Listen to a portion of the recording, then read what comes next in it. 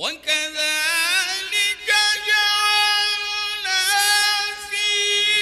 كل قرية أكابر مجرميها ليمكروا فيها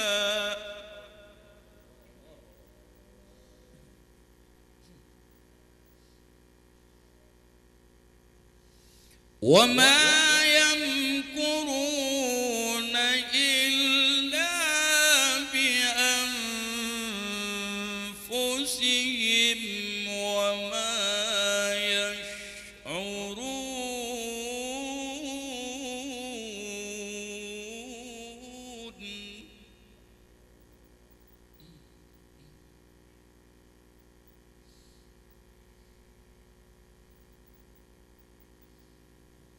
وإذا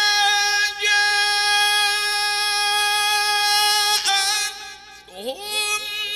آية قالوا لن نؤمن حتى نؤتى مثل ما أوتي رسل الله.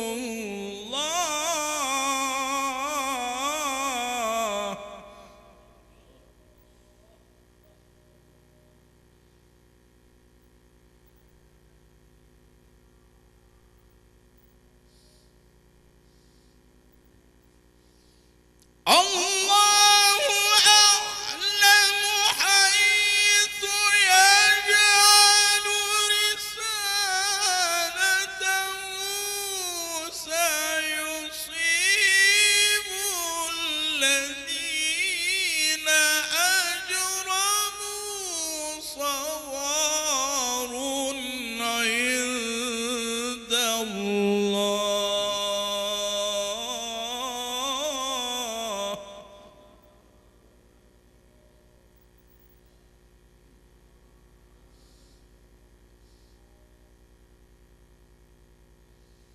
وعذاب شديد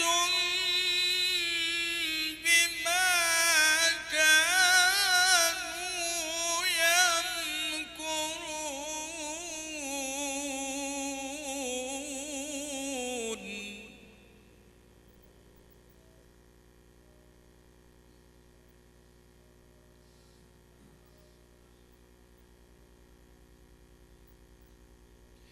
فمن يرد الله أن يهديه يشرح صدره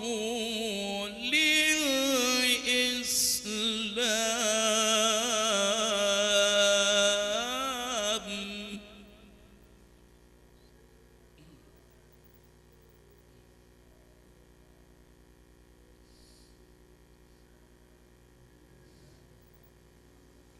ومن يرد أن يضله يجعل صدره ضيقا حرجا كأنما يصعد في السماء.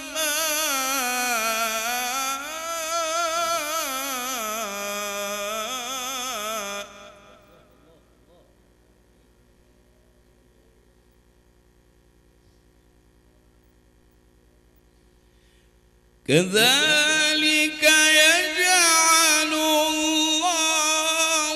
الرجس على الذين لا يؤمنون.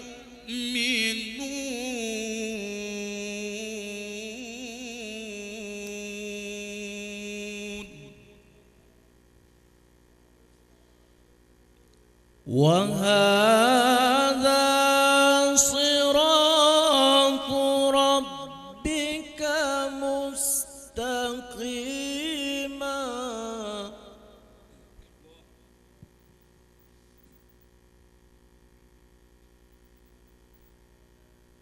قد فصلنا الآيات لقوم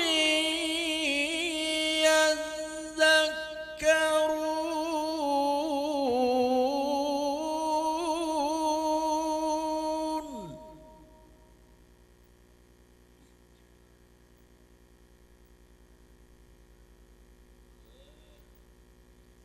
لهم دار السلام عند ربهم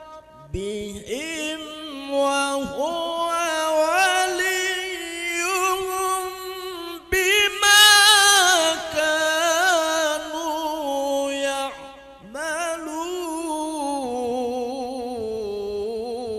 يعملون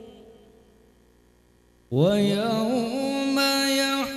يحشرهم جميعا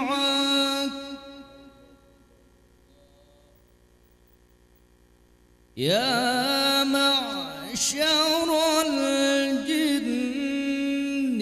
قد استكثرتم من الإنس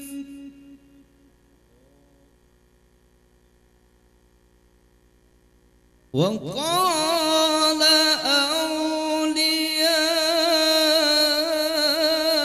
أولياؤهم من الإنس ربنا استمتع بعضنا ببعض وبلغنا أجلنا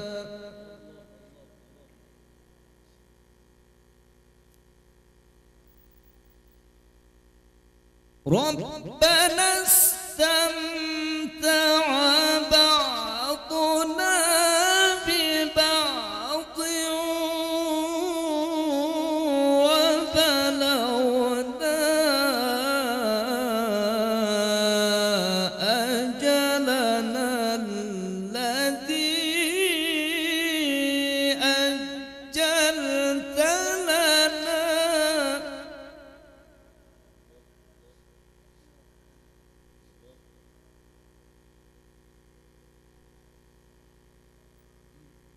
قال النار مثواكم خالدين فيها إلا ما شاء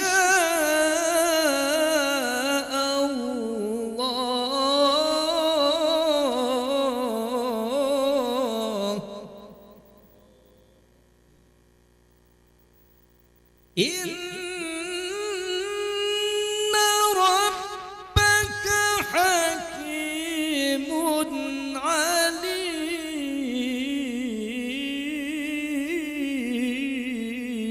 عليم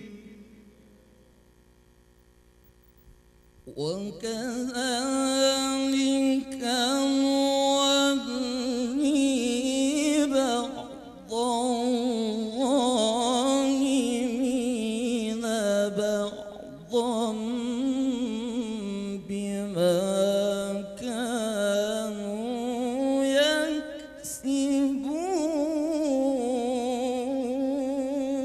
يكسبون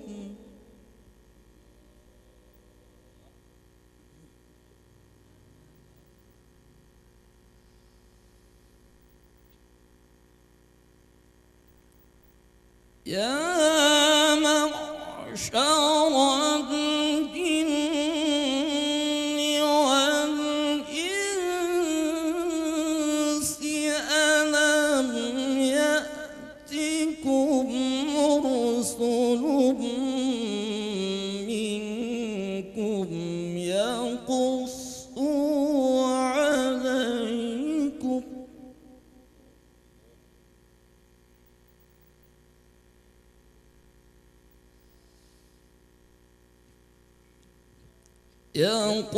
يقصون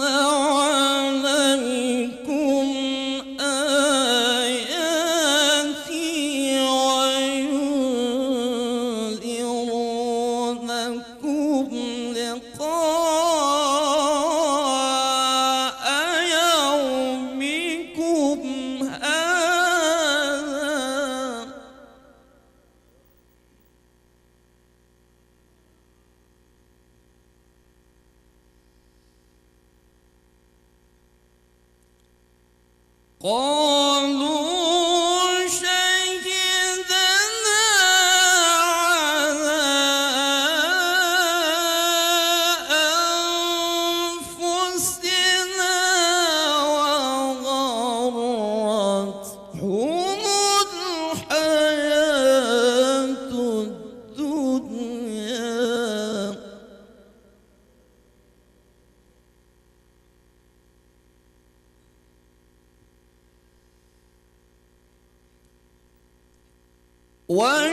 وشهدوا على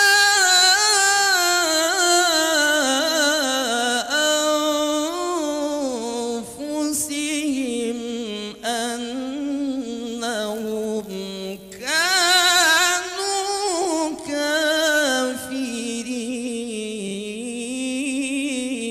كافرين ذلك أن لم يكن ربك مهلك القرى بظلم وأهلها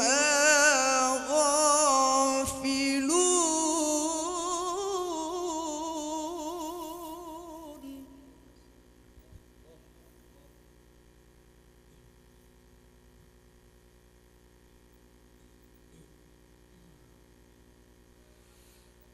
ولكل درجات مما عملوا وما ربك بغافل عما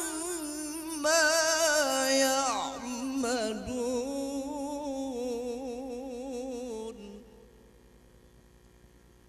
وربك الغني ذو الرحمة إن يشأ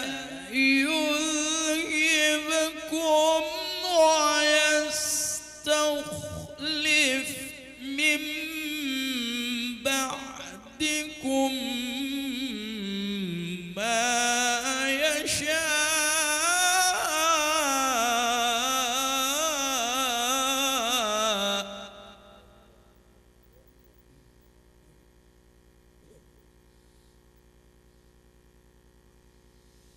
من بعدكم ما يشاء كما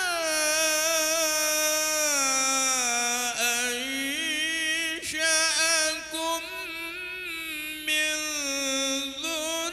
ذرية قوم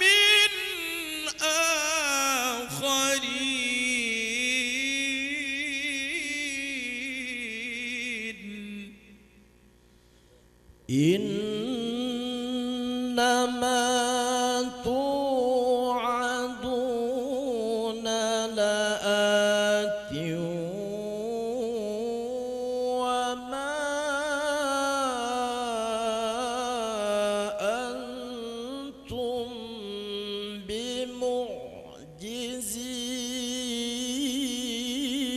بمعجزين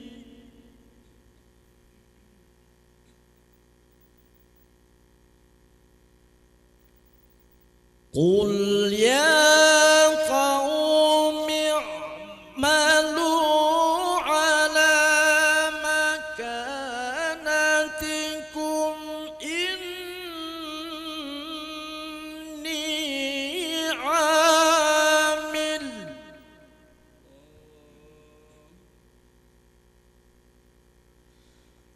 فسوف تعلمون من تكون له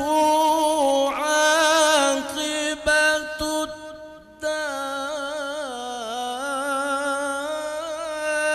الدار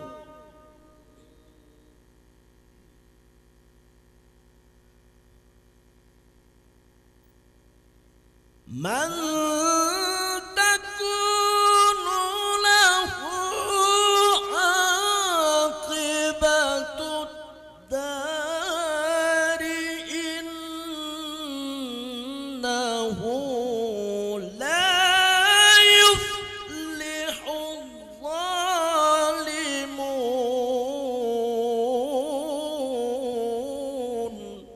وجعلوا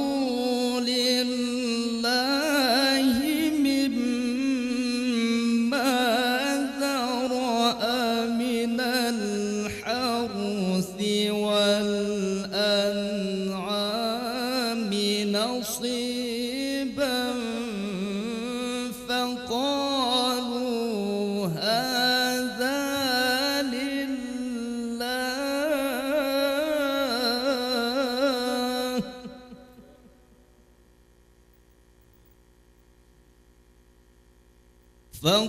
فقالوا هذا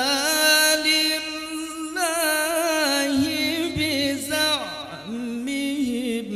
وهذا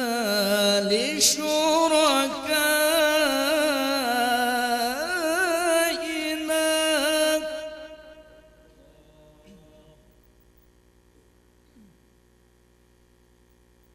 فما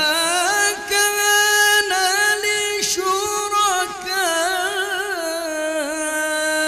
لشركائهم فلا يصل إلى الله وما كان لله فهو يصل إلى شركائهم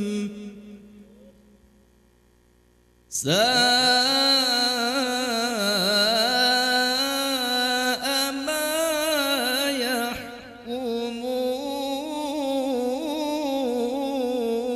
يحكمون وكذلك زين لكثير من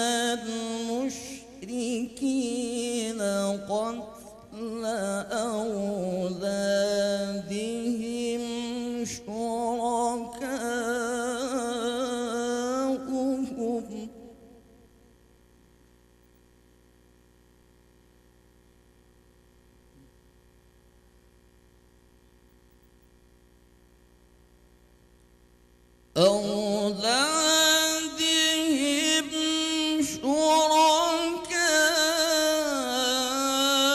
شركاؤهم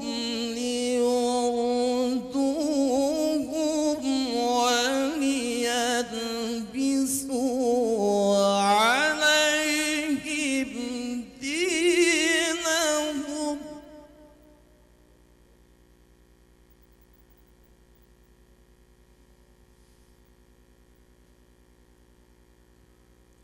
ولو شاء الله ما فعلوه فذرهم وما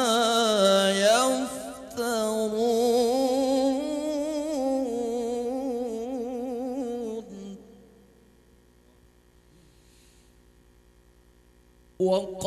وقالوا هذه